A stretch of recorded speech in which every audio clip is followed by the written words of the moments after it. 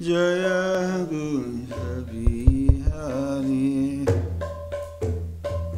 Gopi Jana Vallabha Jaya Giri Varadhari Jaya Giri Varadhari Jaya Gopi Jana Vallabha Jaya Giri Varadhari Jaya Giri Varadhari Jaya Yashodanandana Jaya Braja Janaranjana Jaya Yashodanandana Jaya Braja Janaranjana Jaya Yamunatiravanachari Jaya Gunja Bihari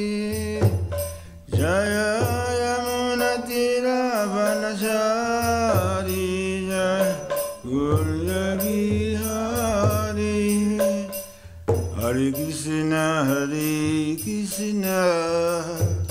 Krishna Krishna Hare Hare Hare Rama Rama Rama Hare Hare Hare Krishna Krishna Hare Hare Hare Rama Rama Rama Hare Hare Hare Krishna Krishna Krishna Hare Hare Hare Rama Rama Rama Hare Hare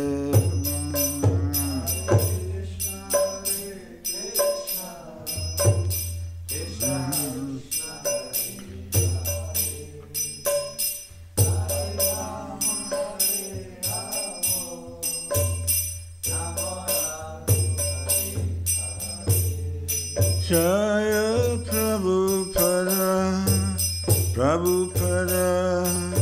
Prabhupada Srila Prabhupada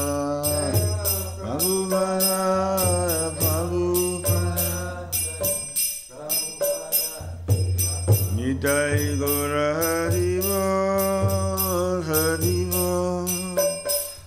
Haribol Nitai Gaura Haribol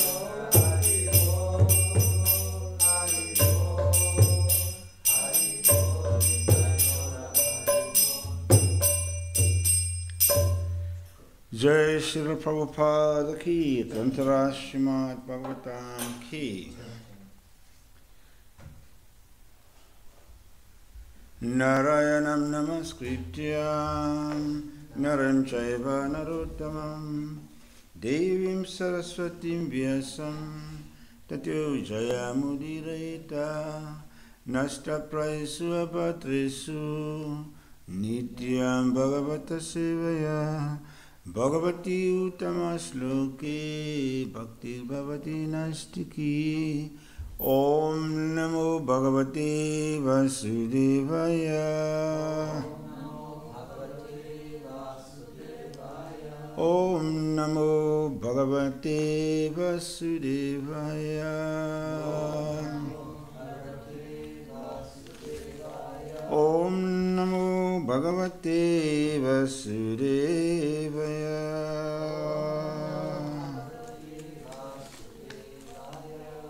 So we are reading from Bhagavatam. Which verse is on the board? I can't see. Which verse do you have on the board? It's not written. Huh? It's not written. Okay. So we're reading from the Srimad Bhagavatam, 4th Canto, Chapter 30, titled The Activities of the Prajatas. Today will be 51.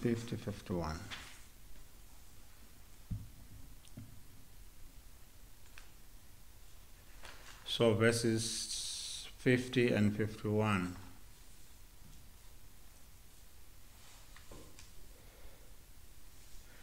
Yo Jayamana Sarvesham Tejasinam Rucha Swayo Padata Dakshascha Karmanam Dakshama Bruvam Tam Pragya Sarva Tam Praja Sarga Rakshayam Anadirabi Chityacha Suyoja Yujanyatcha Savai Sava Prajapati. Next.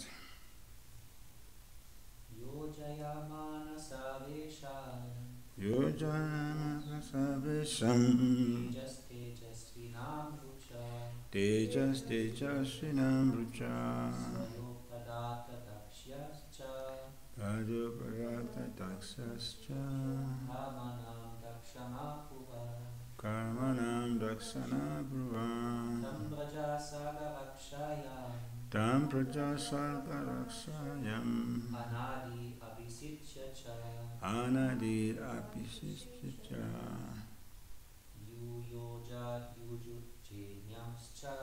Yuyoja Yujenyamscha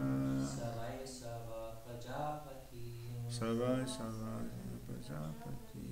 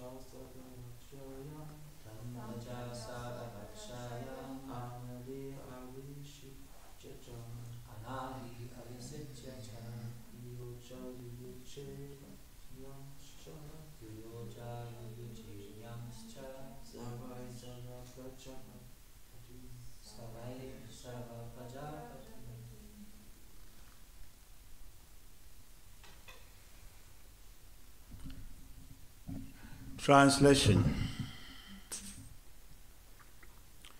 Ya, one who, Jayamanaha, just after his birth, Sarvesam, of all, Teja, the brilliance, Tejasvinam, brilliant, Rucha, by effulgence, Swaya, his, Upadata, covered, Dakshyat, from being expert, Cha, and Karmanam, in fruitive activities, Daksham, Daksha, Abruvan, was called, Tam, him, Praja, living beings,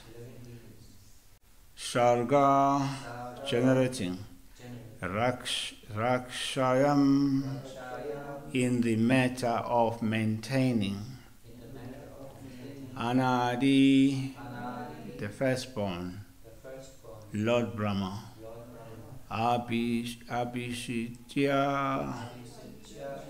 having appointed, Cha, also, Suyoja, engaged, Yuyuje, engaged, Anyan, others, Cha, and Saha, he, Vai, sent certainly, Sarva, all, Prajapatin, Prajapati, progenitors of living entities. progenitors of the living entities.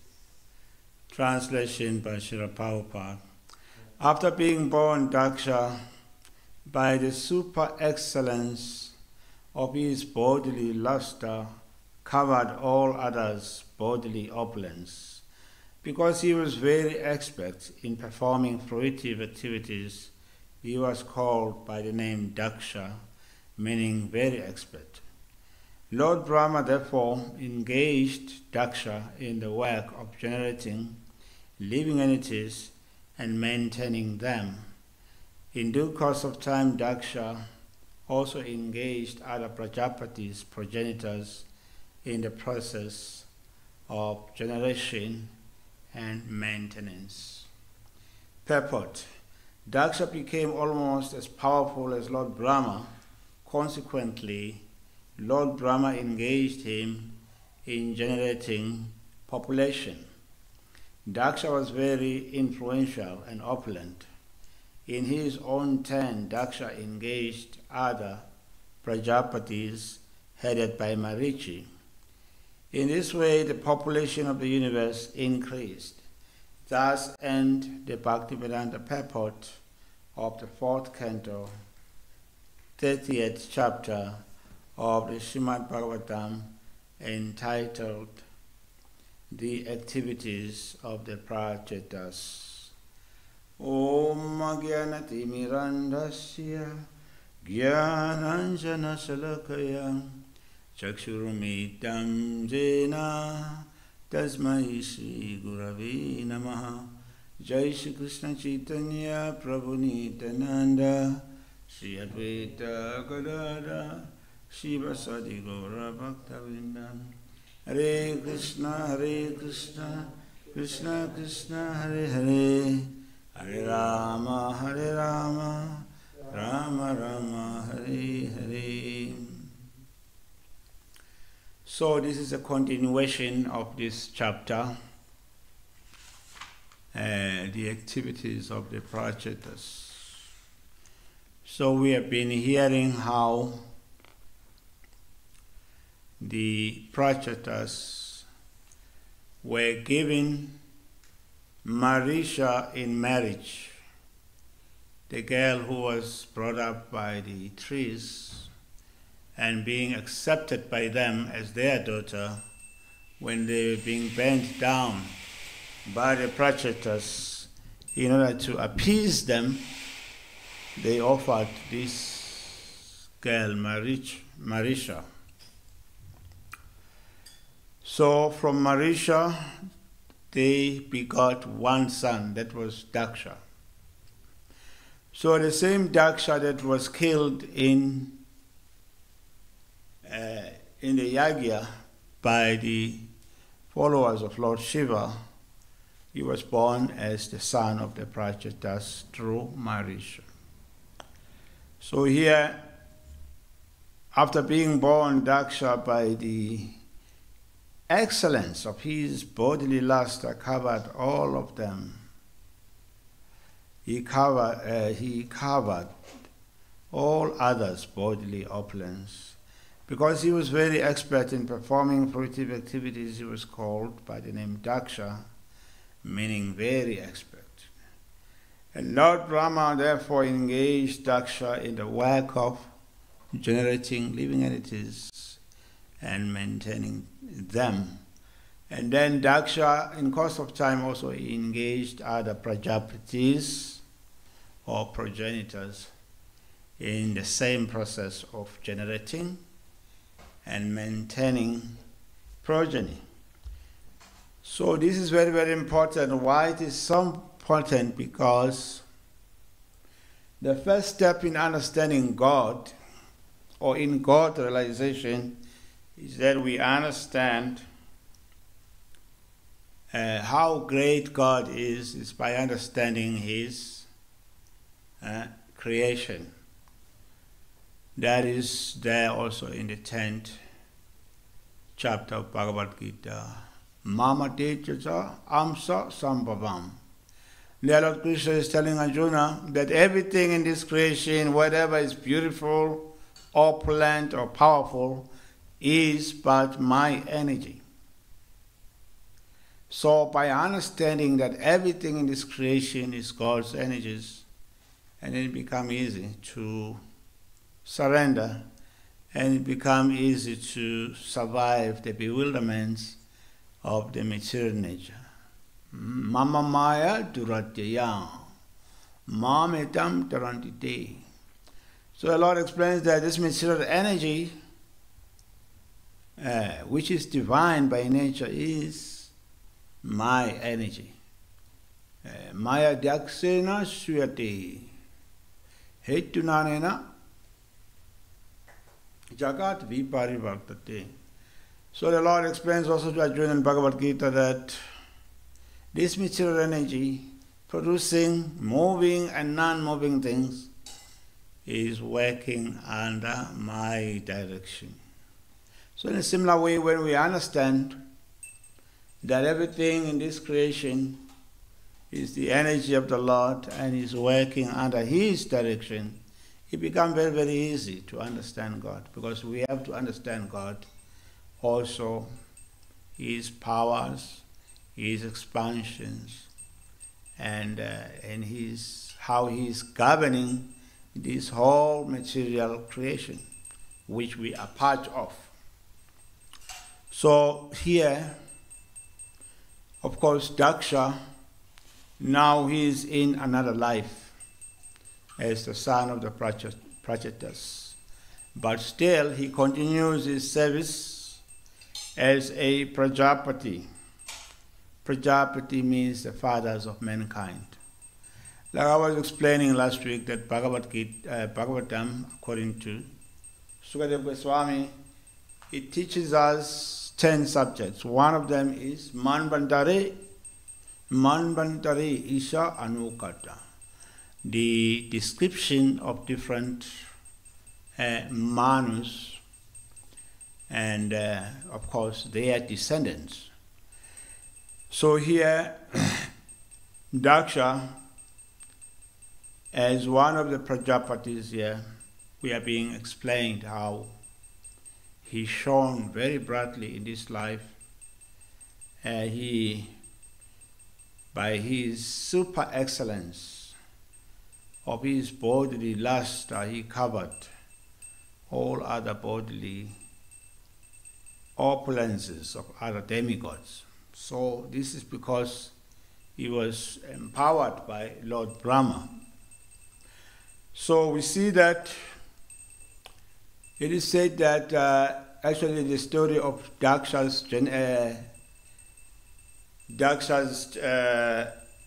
genealogical table of Daksha's descendants is found in the 6th canto, chapter 6. There, Daksha, of course, it described the genealogy of his daughters, because in the beginning, Daksha married Prasuti, and Prasuti was the daughter of Swayambhuva Manu, along with Devahuti, Akuti. So Prasuti was also a daughter of Swayambhuva Manu, with Uttanapat and Priyavrata being their brothers. So these are people, or the generations of Manus also, who helped to maintain or govern the universe, also produce progeny. So Daksha married Prasuti, one of the daughters of Swayambhuva Manu. And then from Prasuti, Daksha, as a progenitor, he produced 60,000 daughters. And those daughters, they were given to different sages in marriage, so they further produced progeny. And in this life, second life of Daksha, he married Ashikli. And then Ashikli gave birth to 6,000 sons, who were called Haryashvas. These sons of Daksha went to perform meditation, tapasya. And then later on they were diverted by Narada Muni to take the path of renunciation. And then again Daksha produced 1,000 sons. And those 1,000 sons again they met Narada Muni, who told them, why waste your time? He said, you want to become the rulers of this material world. But first find out about these things before you contemplate ruling over the world. Just travel around and see the world. And then the sons of Daksha, they traveled around, they never came back. So that's how we preached to the second batch of the sons of Daksha. He told them, please try to follow your brothers. So the second 1,000 sons of Daksha, they also took life of renunciation.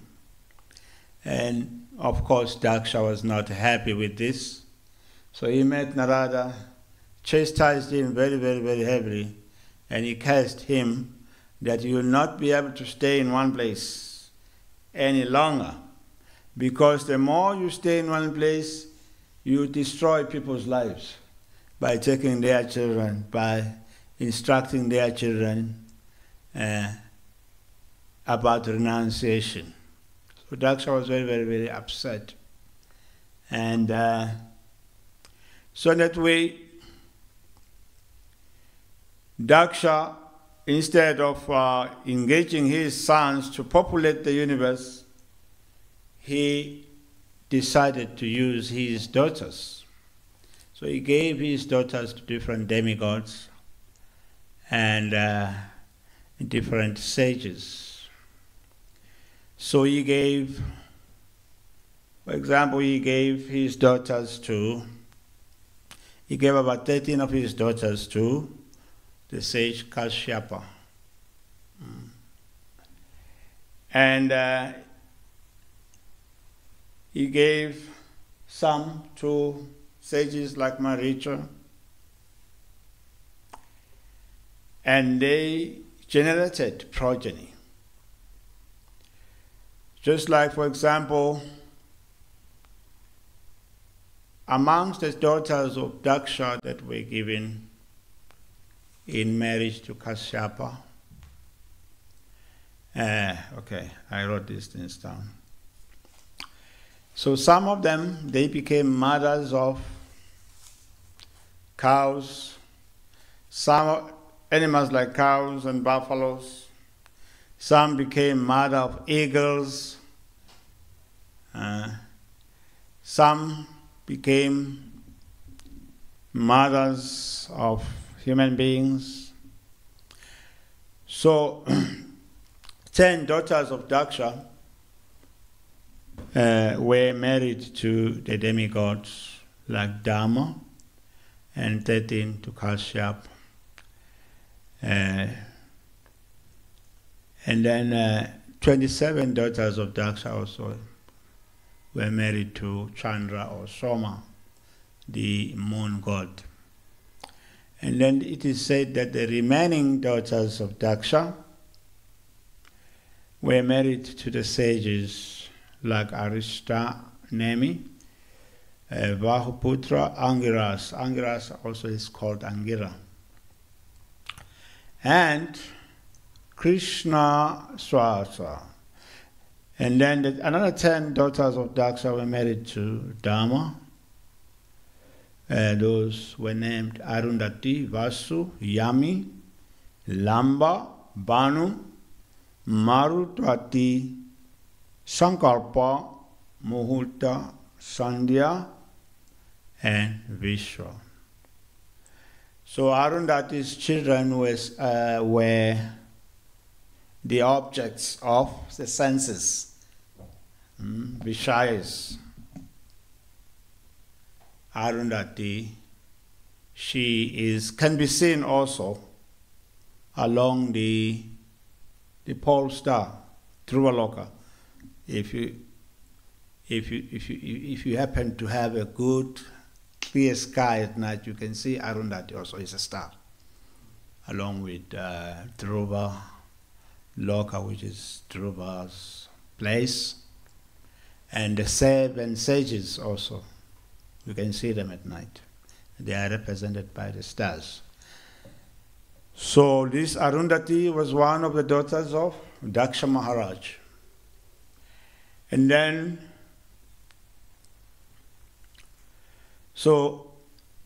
another daughter of Daksha was called Vasu, who became the mother of the 8 Vasus, who are the demigods in heaven. So the names of the Vasus are Apa, Dhruva, Soma, Dara, Sarila, Anala, Pratyusha, and Prabhas. So amongst the 8 Vasus, Dara is the elder one. So the same Dara became Bhishma in Mahabharata because he orchestrated the stealing of Vasishtha's cow. He had a plan of stealing the Kamadhenu from Vasishtha, so he took his brothers with him, and then they went to Vasishtha's place while he was away, and then they kidnapped this cow. But Vasishtha was a mystic yogi. He could tell that these 8 Vasus had taken his cow, and he cursed them that you are unfit for the position of the demigods. You should be born on earth, where stealing is happening freely. So then they pleaded with him, asking him to be lenient towards them. And then he said, okay, but the elder one, who is the one that orchestrated the stealing of my cow, he will stay on earth and suffer for a long time. But the 7 of you will be born and come back to the heavenly planets. So that's why the other 7 Vasus who were born as the sons of Ganga, they were drowned in river Ganges and went back to Godhead. But when she took Dana, who appeared as Bhishma, to drown him, so Shantanu stopped her. So in that way, Bhishma survived the drowning in the Ganga, and then he went to heavenly planet where he got trained very nicely, and then he came back later. So that way, Bhishma was one of these 8 Vasus who are the sons of Vasu, one of the sons of Daksha. So and then from Vishwa, another daughter of Daksha, you get Vishwa. Vishwa, there was some other type of demigods who are of lower class demigods, like the Gandharvas and others, and the Vasus. And then the 27 daughters of Daksha who were married to Soma were known as Nakshatra, or the stars, like I was explaining, that Arundhati also, you can see Arundhati as one of the stars. So the 13 daughters of Daksha were married to Kashyapa, where amongst them Aditi, Diti, Danu, Arishta, Surasa, Kasa, Surabhi, Krodavasa, Ida, and Kradu and Moni. So from these daughters of Daksha, you get different living entities, like from Aditi, or you get Aditya demigods, like Indra, Soma, Vayu, Chandra. And then from Diti, you get Dityas like Hiranyakashipu, Hiranyaksha. And then from them you get Prahlad, Bali Maharaj, and many, many other heroes in that lineage. So these are all generations of the daughters of Daksha. Like from Krodavasa, you get eagles. From Kadru was born, what's his name? The carrier of Lord Vishnu. Garuda, yes, and his brother, I forgot the name. There were two. So that way, from different daughters of Daksha, so many living entities were generated. Like from Surasa, they were born also these Naga, the Nagas, the snakes. Yes. So in that way, we can understand why Saint Francis said all animals are our brothers. He was right. Because they were also generated from the daughters of Daksha Maharaj.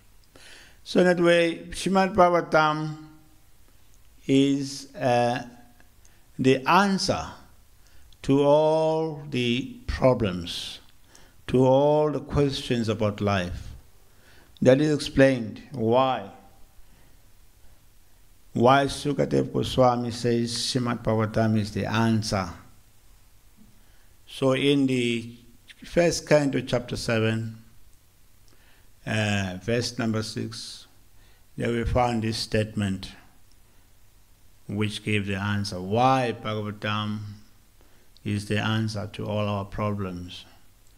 It says, Anartha Parshamam Saksat Bhakti Yogam Adok Saje Lokasya Janato Vitvams Chakre Satata Samidam.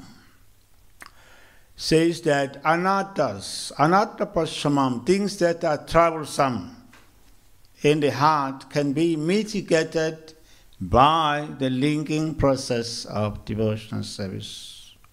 But the masses of people do not know this. Therefore, the learned sage Vyasadeva compiled this Bhagavatam, which is in relation to the absolute truth.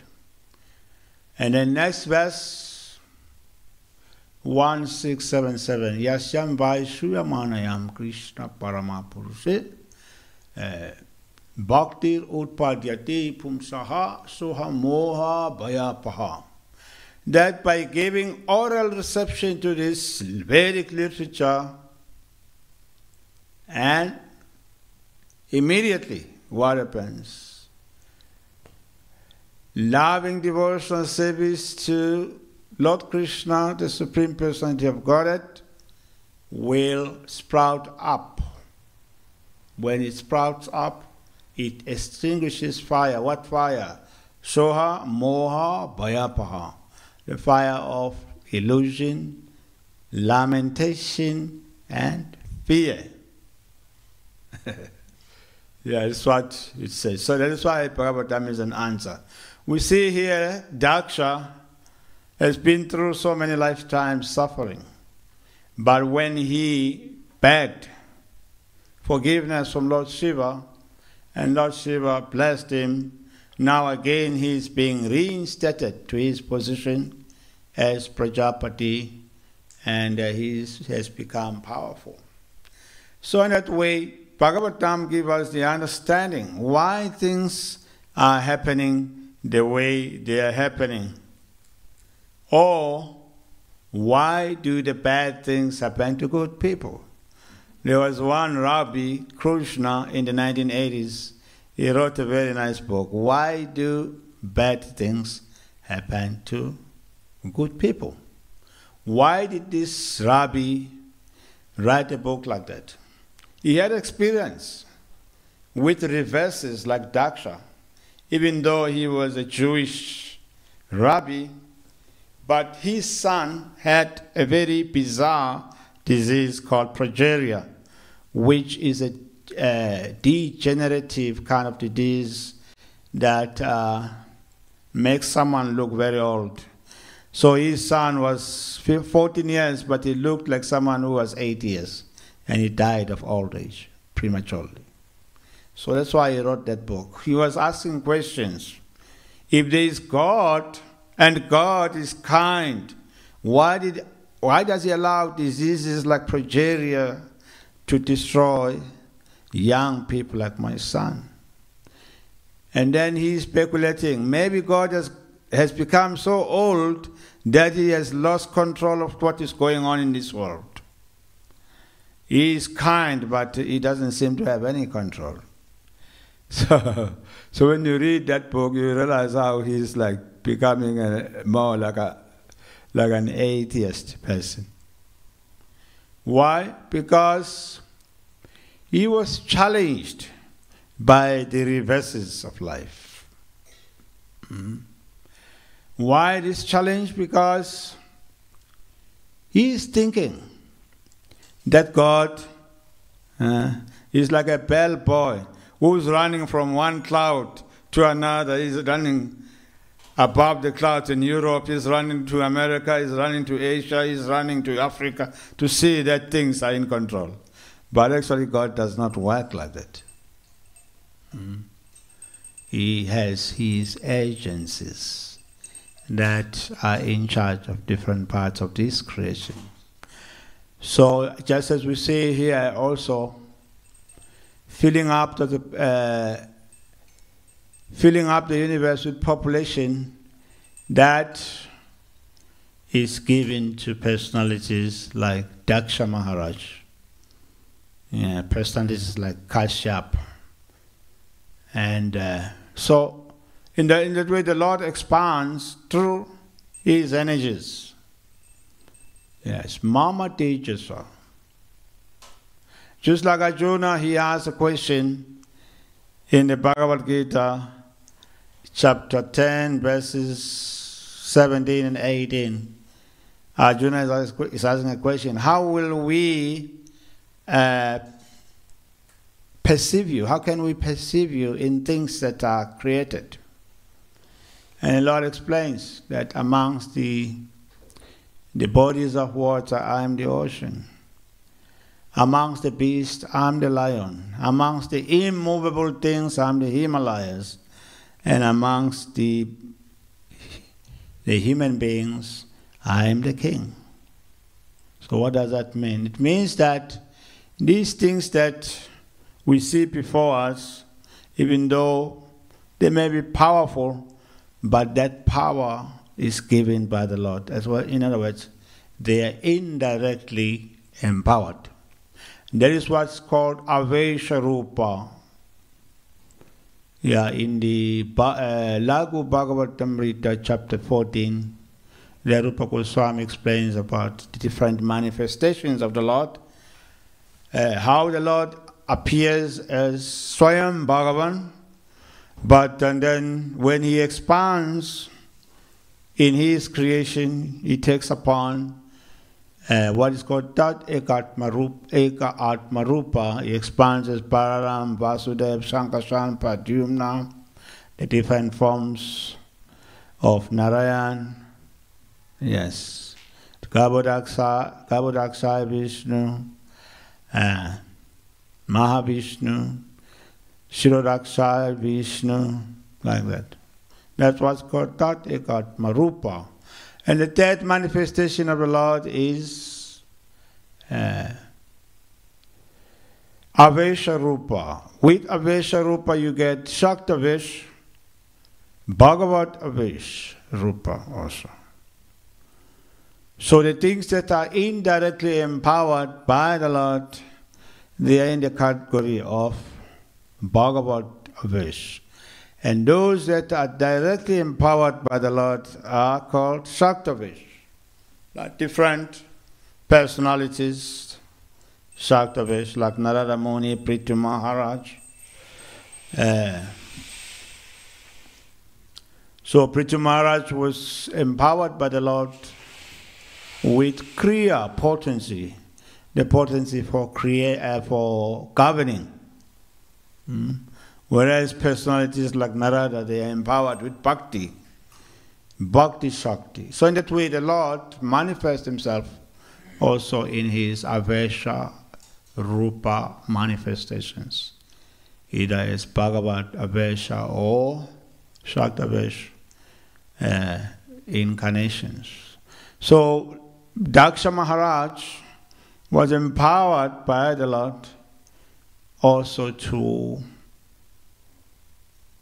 create progeny. And he did that very expertly. Yes. So you see that generations and generations of his children populated the universe. So this is the Lord's plan, that he empowers someone to do a service that is very great or very difficult. But Daksha, you see that he was empowered. But even though he is a powerful person, sometimes he happens to make mistakes by offending personalities like Shiva, like Narada Muni, and then he got some reaction. So in that way, we can see how even for great people, bad things happen. So this Rabbi wrote this book, Why Do the Bad Things Happen to Good People? He was thinking, I'm a priest, I'm a good person, and my son is young, he has not committed any sin or offense. Why is God allowing him to suffer this disease, progeria? So because he lacked this deeper understanding about God, how God is governing, how God is connected with his creation. But Srimad Bhagavatam, he gives us a deeper understanding how things are working in this creation. It's just like in the second chapter of the first canto, it's in the end, verse 34 explains. The Sutta Goswami says, how does it say? Lokan va loka bandhanaha lilavataro anurata devatiryam naradishu. That, he says, thus the Lord of the universes maintain all planets which are habituated by demigods, living human beings, and lower animals. How does he do that? Lilavataro anurata, by assuming different incarnations. And then in next chapter 3, it begins to explain how he assumes different incarnations, beginning with the 4 Kumaras, etc.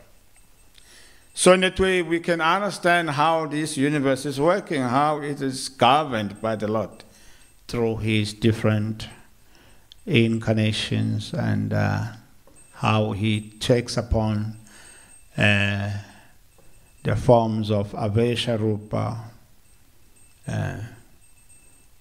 even though he is Swayam Bhagavan, but when he wants to create, he assumes different forms, and then he maintains this creation.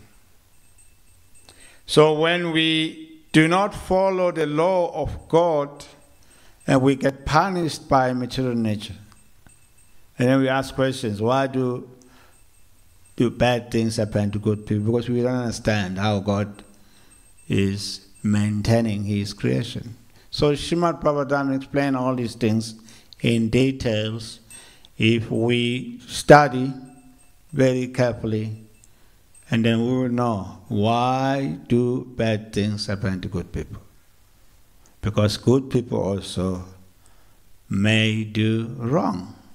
Like Daksha, we say that because of his opulences and his power, he insulted Lord Shiva by calling him a monkey-like person who live in crematorium, always surrounded by ghosts and hobgoblins.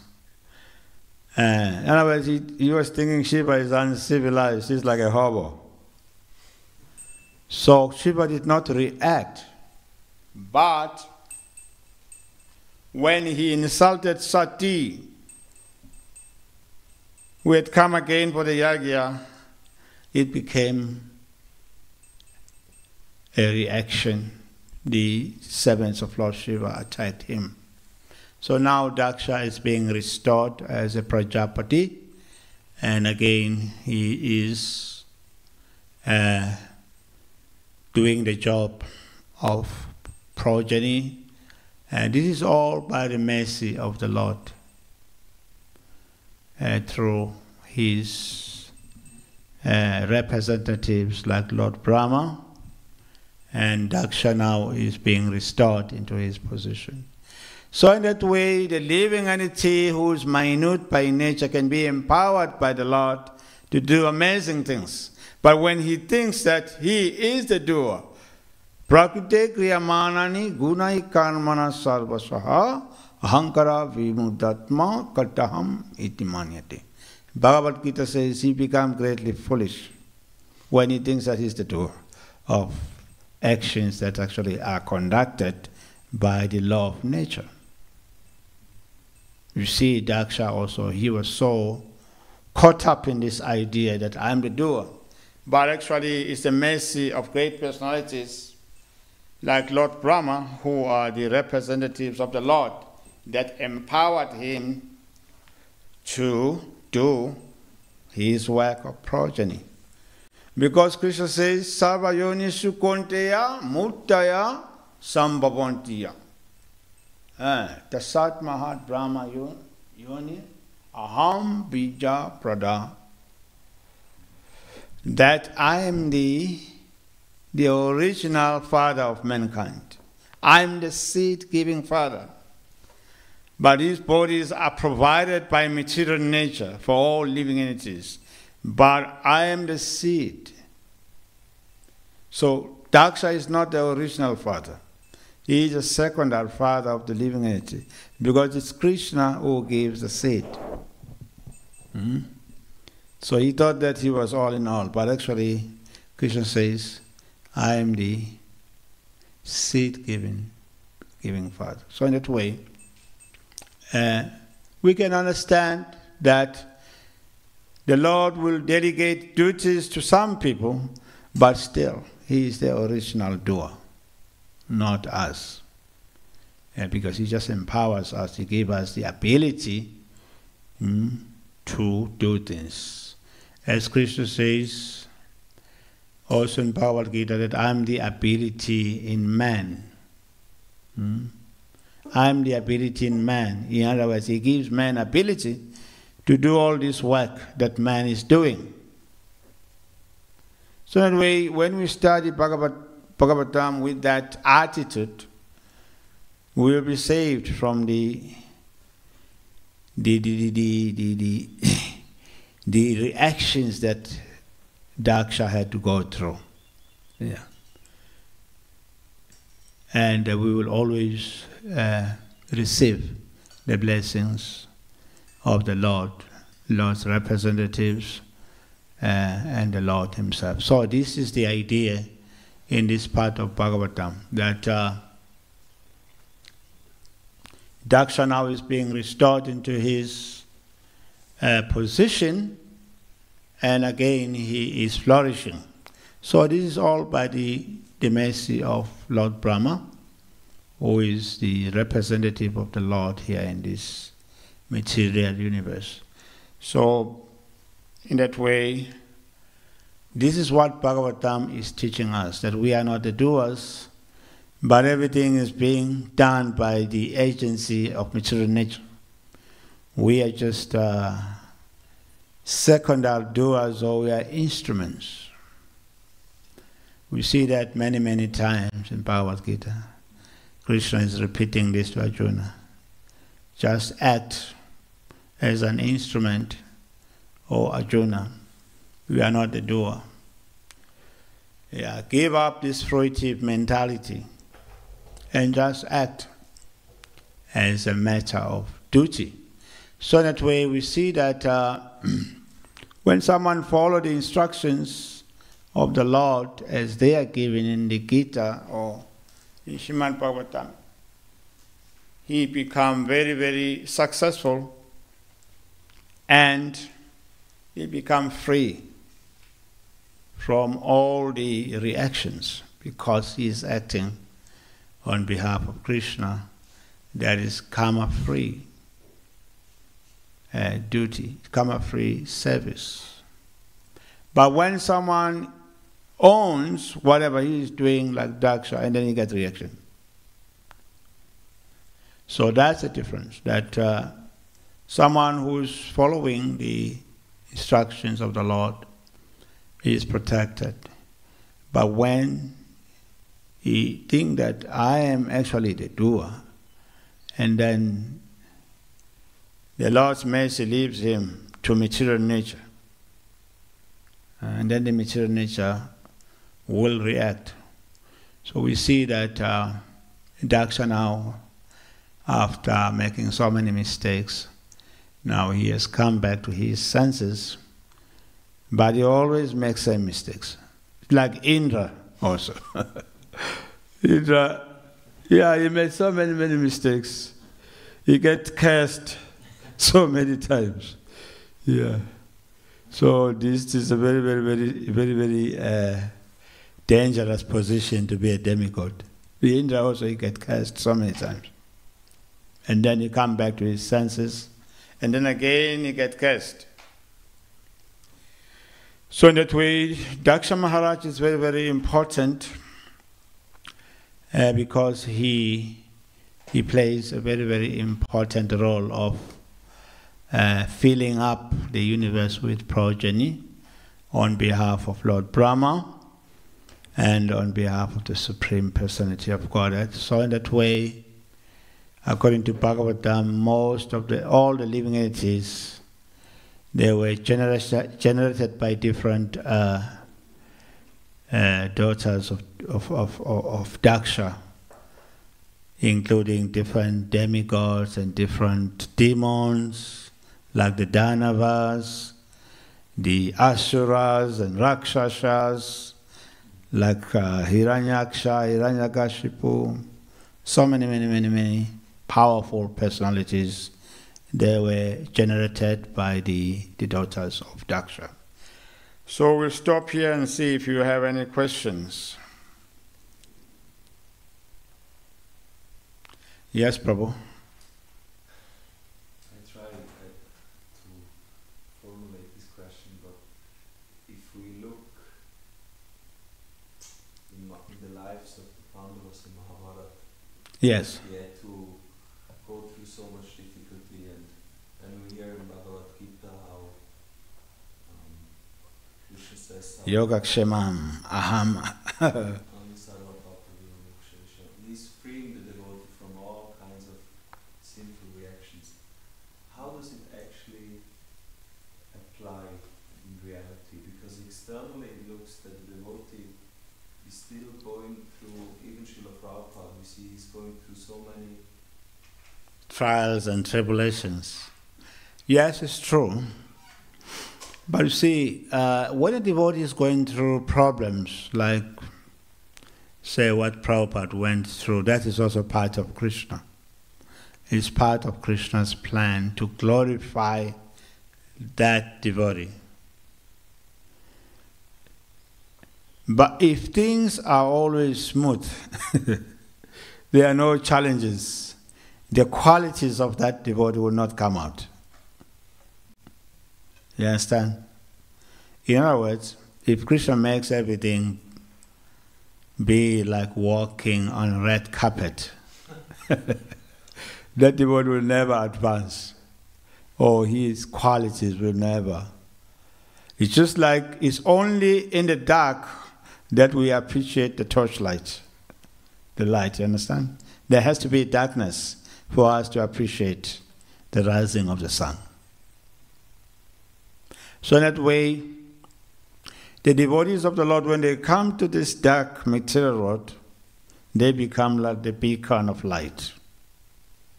Yes. Otherwise, if there are no problems in this world, why will they come here? They come here because the material world is a place of problems, to give us a way out of our problematic situations. So devotees like Srila Prabhupada, by the arrangement of Krishna, they had to go through so many trials and tribulations, but that was just to make them more shine. If there are no people to deliver, where will be the question of delivering? You see? So devotees come to deliver people who are suffering. Otherwise, there's no question of preaching, if everything is all right in the material world. So Krishna creates these problems for devotees. They're just part of devotees' leelas. Huh? Yeah, that devotees go through these trials and tribulations. It's just part of Krishna's plan. That's what Queen Kutu says, Vipada Shanka Tatra Tatra Jagat Guru. That, oh Krishna, since you are leaving now after helping us to regain our kingdom, I think that all those problems should come again, because when we had problems, you were always with us. Now that we are free from problems, we have regained our kingdom, now you are leaving. So why will someone like Queen Kunti say, pray to Krishna that bring back all those problems that we have suffered in the past? Because why? Apunar Bhava Darshanam, that by seeing you, we will never again see repeated birth and death. So when devotees are going through problems, it's just a lila to make them shine. That's why the Pandavas are shining examples, because they went through so many problems.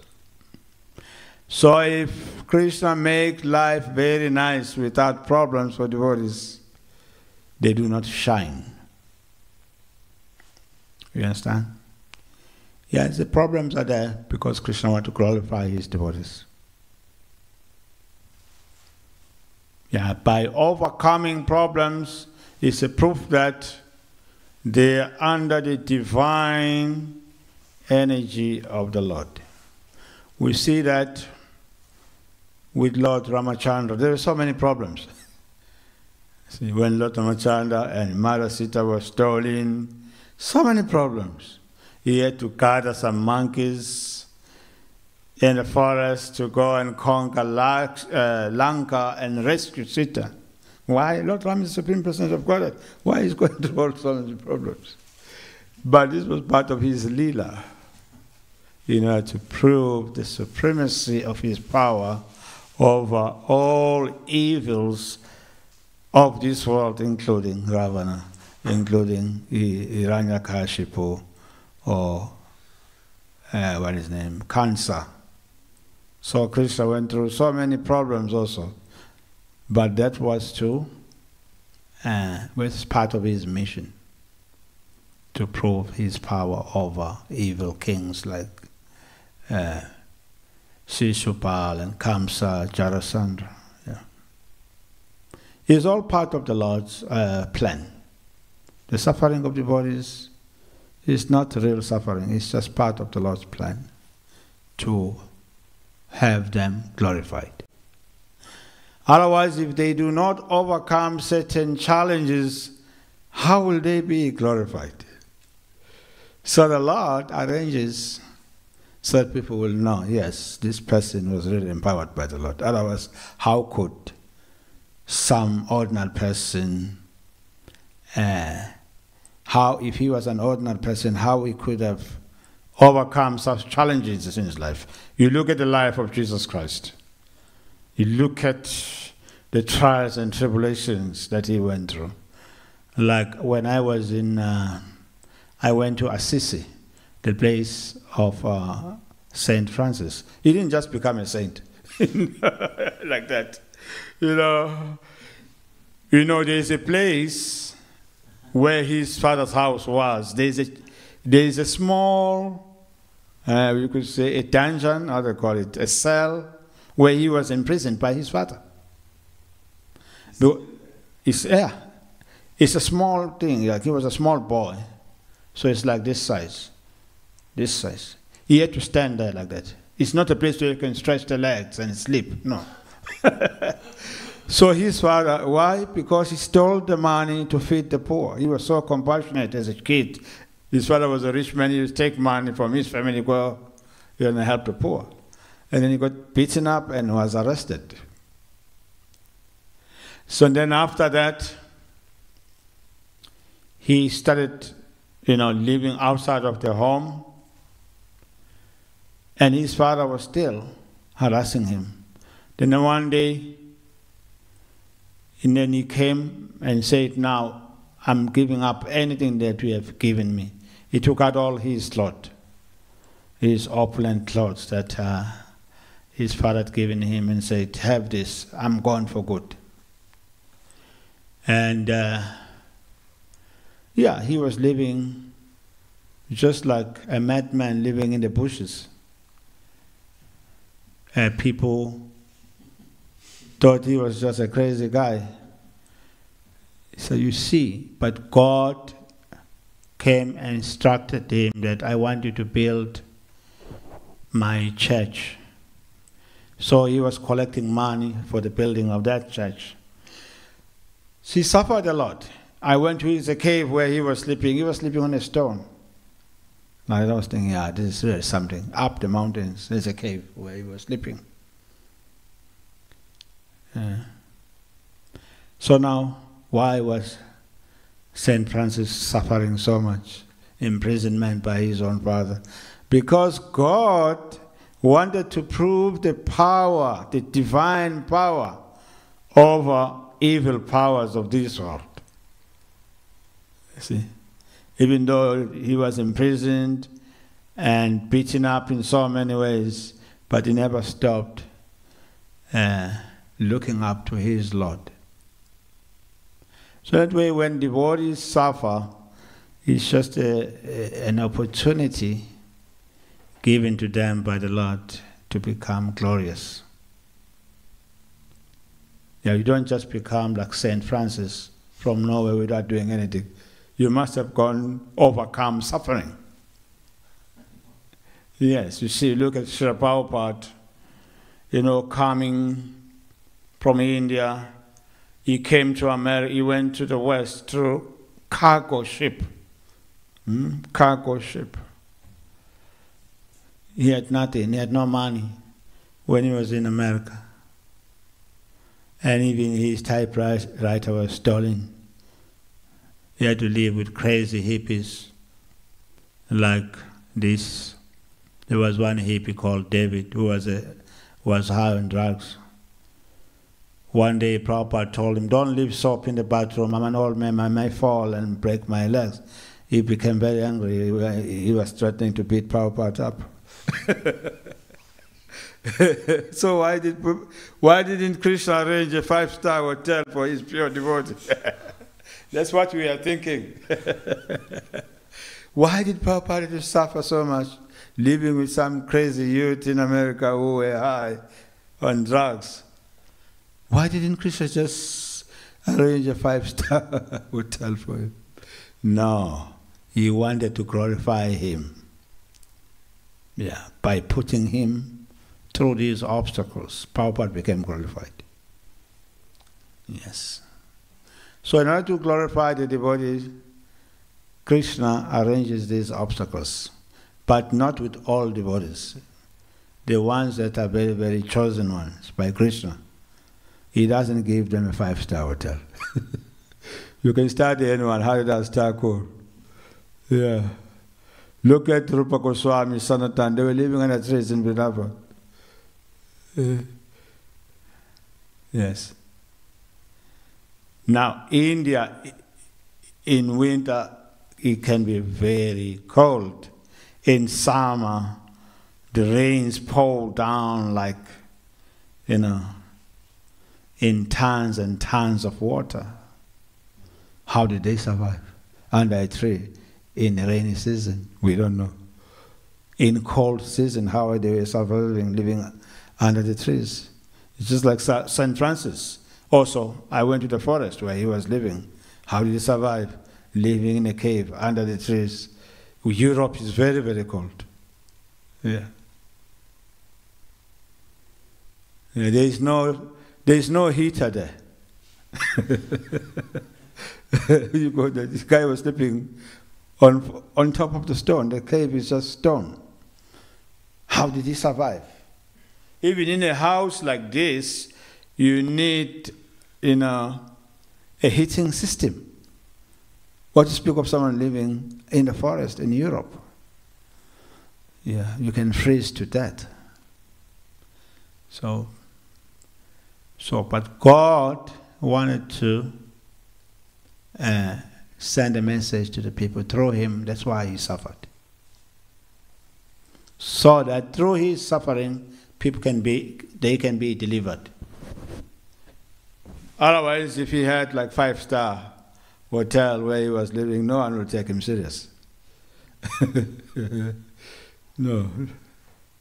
Those devotees that we read about who became great devotees, they are the devotees who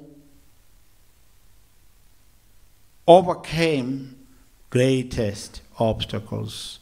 You can start the life of Rupa Goswami, Haridas Thakur, even Chaitanya Mahaprabhu, Raghunath Das Goswami. They went through so many difficulties. They were not allowed to go and meet Mahaprabhu. Their fathers had so many security guards around them. They were guided day and night, but somehow or other they escaped.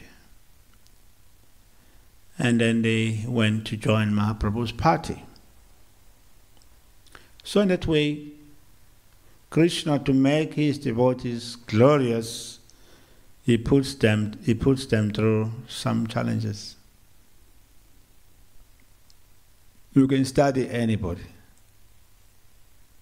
It's just like ISKCON devotees.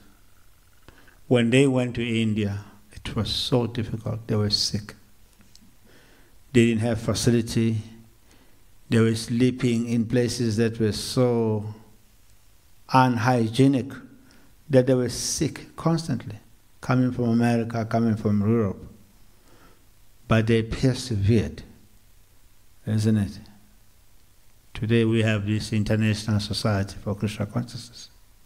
But when you read the history of ISKCON, those early devotees, they had to live with nothing, basically. They suffered a lot. Why did Krishna make them suffer? Because he wanted them to become glorified. Some devotees were complaining to Prabhupada that it was so austere.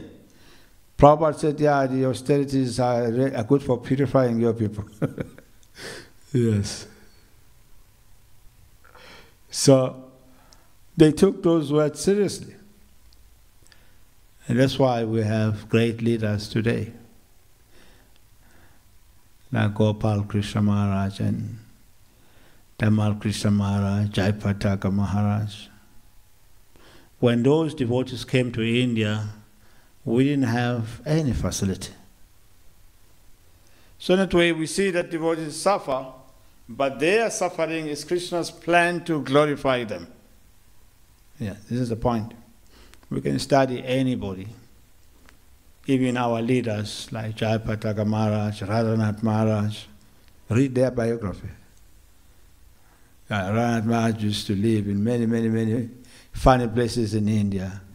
He used to get diarrhea. He used to get so many kinds of challenges. Yeah. But today, he is highly glorified as Radhanath Maharaj. But he didn't just go to a 5-star situation when he went to it. He traveled from America to Europe, across Afghanistan, across Turkey, Afghanistan, going through so many, many, many difficult places, meeting so many dangerous people. His life was endangered in Turkey. When you read his biography, you see, he went to India. At some point, he was beaten by a stray dog. Why did Krishna arrange so much suffering for Radhanath Maharaj? So that he can become glorious, so that Krishna also can be glorified. Because by devotees going through these obstacles, these challenges, and coming out of the challenges victorious, it proves the mercy of Krishna on them. So that is why you see when you study any great devotee, in the beginning he had to go through so much suffering. And later Krishna glorified them. So that's part of Krishna's plan, to make his devotees glorious. First they go through some obstacles, challenges, and then later on the Lord gives them glory. Yes. So that's the system. If there is no austerity, no challenge, if you're just always in a kind of like a 5-star hotel situation, you're walking on carpet, then that's not real. You cannot become a pure devotee. These challenges actually purifies pure devotees. Yes. And also just prove that they have the mercy of the Lord. Most of these great acharyas, they went through so many challenges in the beginning, whether it be Narottam Das, Rupa Goswami. You read their history, you realize that they were so much challenged. But later on, the Lord gave them the mercy. Okay, thank you very much. Tomorrow I'm leaving. My flight is, I think it's 10 minutes to 10 in the morning. And yes, I don't think I will be here around this time. I will be at the airport. So I thought of taking the opportunity to thank all of you for allowing me to visit this wonderful temple in Zurich. And it was nice being here and taking darshan of Gauni Dai. And we really appreciate. And maybe next year I will pass by again, because devotees are trying to get me to come over for festivals next year during the summer. So we're gonna make arrangement that I come during the Ratha Yatras in this part of Europe. Otherwise, everything was nice. And thank you very much. Any other question? Thank you, Maharaj, for visiting. This was your first time to Zurich? Yes, I'm coming to Switzerland for the first time. I've never been here. I think the countries that I visited in Europe were Poland, Lithuania, France. Of course, I lived in England for a couple of years. Yes. I've been to Ireland. Where else I've been? Yeah, France. I've been to France. But I never got. I've never had an opportunity to come here. Somehow or other. But I used to hear the glories of Zurich Temple. In 1990, 91, I was a Sankirtan devotee in England, so we used to get the news. How devotees, actually, they were our competitors. We used to compete with Switzerland and Germany during the marathon. So, like Navina Nirada, he knows me very well. He was one of those leading devotees here in Zurich, Harinamananda and others. Yeah. So we were inspired by the Sankirtan devotees here in Zurich, yeah, like Harinamananda, Navina and others. Yeah. But I didn't get a chance to come here. Yeah, finally I came and it was nice. It's a very historical temple. Yeah, in our day, in the 80s and 90s, a lot of books went out from here. Yeah. So I'm very, very grateful to have come here. These are Sankirtan historical temples, yeah, in the 1980s, 1990s. Yeah. Okay, thank you, Damodar Prasad Prabhu. Srila Prabhupada Ki.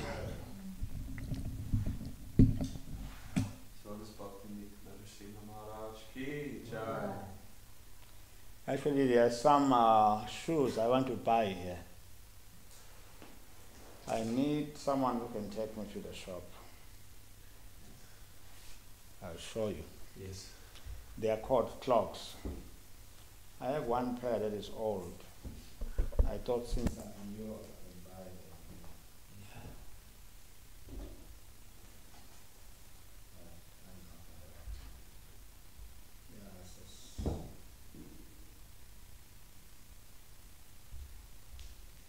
So it is.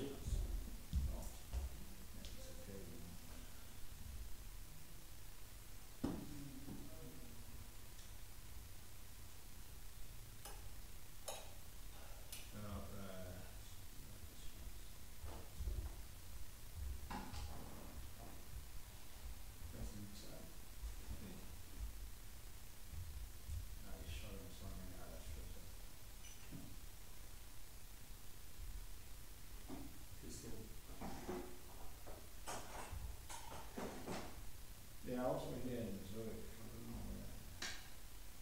You know the size already? The size? Then somebody can just go get it for you, Maharaj. You don't have to. Oh, no, I need to put them on because I have to fit them. And select my size is 9.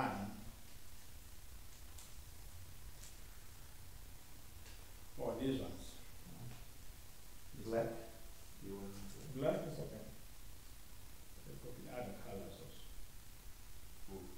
I say they may have other colors. They have brown, black is okay. Crocs, yeah. Yeah, these seems to be Crocs.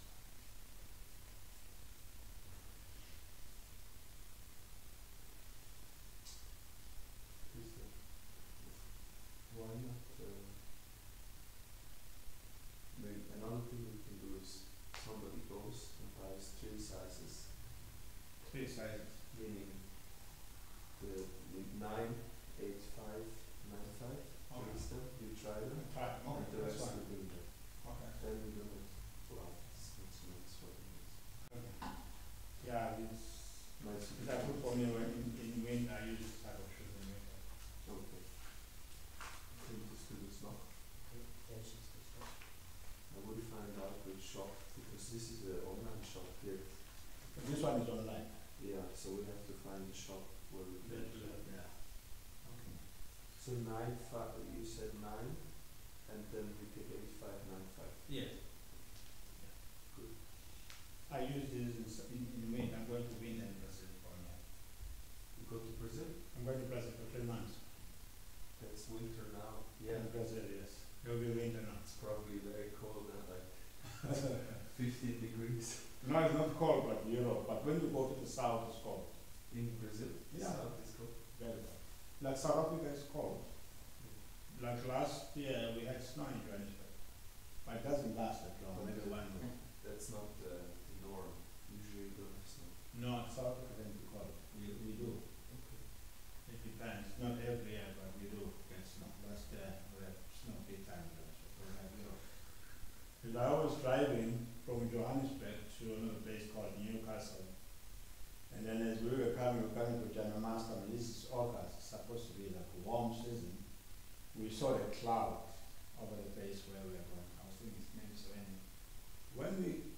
When we reached the place, the roads were full of ice, trees were white. This is Africa. It's South Africa.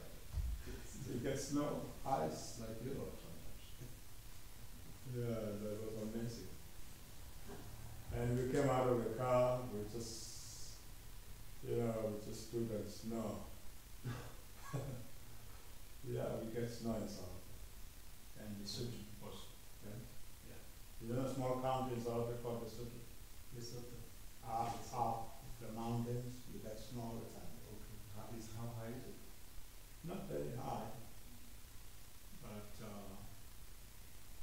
it's just a mountainous region. Okay. They're not very high mountains. They're part of the Drakensberg mountains. The highest mountains in Africa, like in East Africa, like Kilimanjaro. We do get snow in South Africa. I didn't know. Oh yeah. So it's cold, so South Africa can be cold. can be, but not, it's not. No, it's cold, but it's just like the cold just depends on the season. When South Africa is cold, even the peaches, they fall on the ground, they die. Yeah. So, it can be cold. But it doesn't last long. I mean, it can be cold for 1 week. Not like Europe. Yeah, here it's months. Months and months. Yeah. But You know from the UK. yeah, I know. Yeah, it There gets it's also in the summer, it's always grey, yeah. rainy. Yeah, it's always raining. Yeah, South Africa can be cold. You grew up in Johannesburg? I'm from Durban, from the coast. Sure. But I went to study mining in Johannesburg in the late 70s. So then, since then, I stayed in Johannesburg. That's why I joined. In Johannesburg, you joined in the late 70s? No, I went to study. I was working in 80s when I joined. But I'm from the coast originally.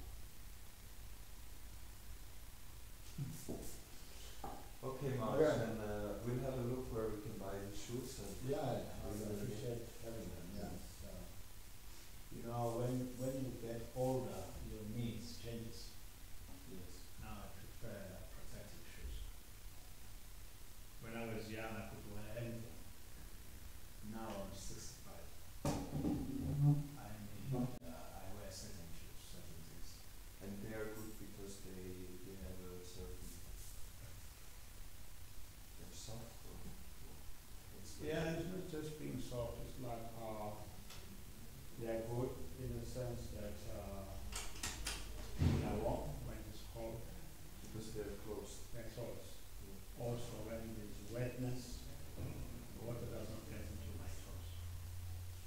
The other ones that I'm using are for summer season. Holes. Yeah, okay. But they're still open on the back. No, that's not the problem. But here they're closed. The bad part is really closed. It's just here where they get water and cold. They are open. I have a pair like that, but it's old. I think I've been using it for 6 years. You have it here? No, I don't do it. I have some old ones. I don't even know. I think I just have to take this. How do you Google it? Maybe. Yeah. Crocs Zurich. Okay.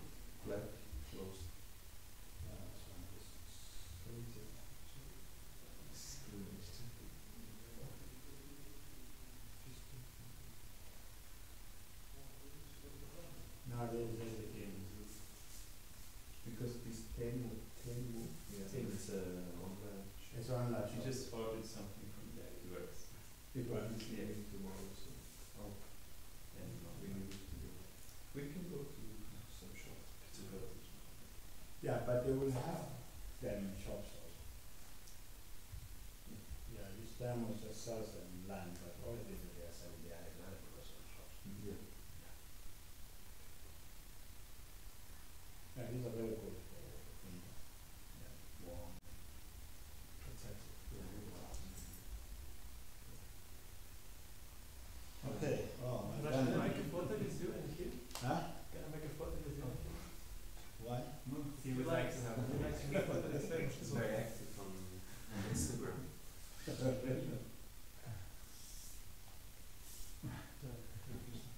Now one with you Yeah. holding the thumb. I already made photos. Please bless him so he can become sannyasi Come on, Sannyasi. in his next life. That's a curse. It's a difficult life. I think he is happy like this. He wants smile like this. It's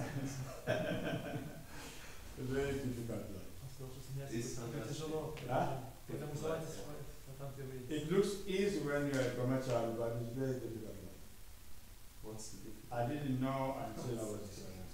Because a sannyas is always under the radar. Everyone, take pleasure in criticizing sannyasis and cursing them, like Narasimha was cursed by that. In ISKCON, people, they hate us. Yeah. They are just waiting for us to make a mistake so that they can track us down. So you realize when you are a sannyasi, you are not a sannyasi, you are not. There are actually very few people who like sannyasi, they don't like us. Huh? Lord Chaitanya took sannyas so that people respect him more. So it seems In not- India, that was an Indian culture, but outside of India, it's not this. It's easy to be a sannyasi if you live in India, but outside, it's not easy. But the devotees in ISKCON, they listen to a sannyasi more than when he preaches. That's why people hate them.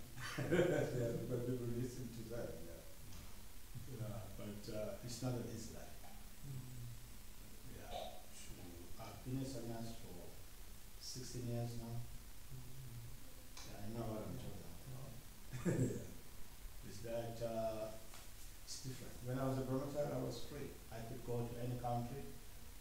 Like I went to Dubai to collect money for Swaziland when I started Swaziland. And people were sympathetic to me, but as a sannyas I can't do it. I cannot go into any country without being invited by the temple president or some authority.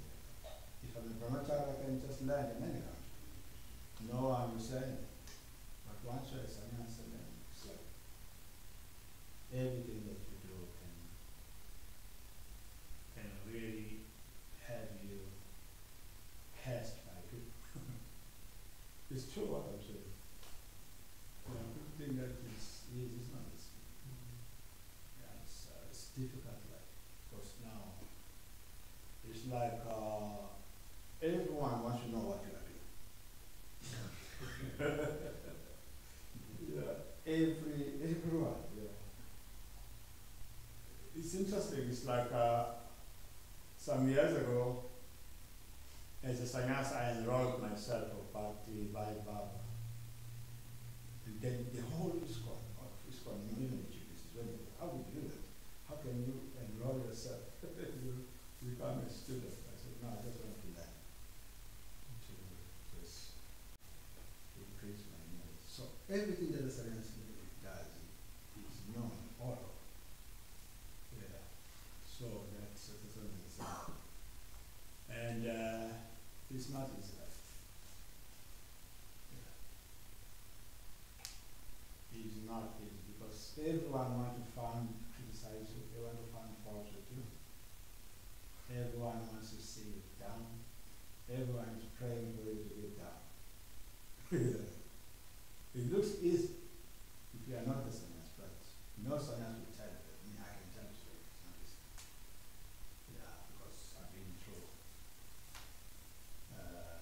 that life for 16 years. It's like if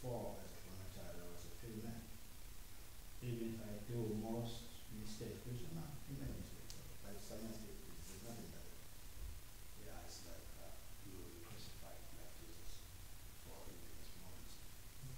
Yeah.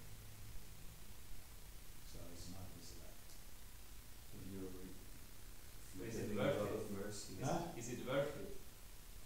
Difficult. well, I would say it's worthy if you want to sacrifice for preaching. Yeah. If you want to sacrifice your life for preaching. Like Gopal Krishna Maharaj. He's another example.